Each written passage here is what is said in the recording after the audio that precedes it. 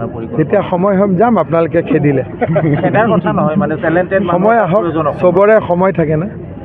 এতিয়াতো মই যদি এতিয়াই যাওঁ, যিবিলাকক শিক্ষা দিছোঁ সিহঁতি বুকুত কামোৰ মাৰিব। এতিয়া কামিহাৰডাল ভাঙি ল'ব লাগিব, তেতিয়া মই যাব লাগিব।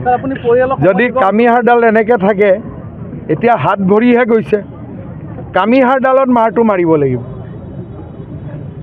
কেতিয়ালৈ সম্ভৱ হ'ব ছাৰ? 5 বছৰত কামিহাৰ ভাঙি যাব। অসমত এতিয়া আপুনি কিমান লাখ বিঘা মাটি বেদখল হৈ আছে? 50 লাখ, তাৰে 1.5 লাখহে উদ্ধাৰ হ'ল।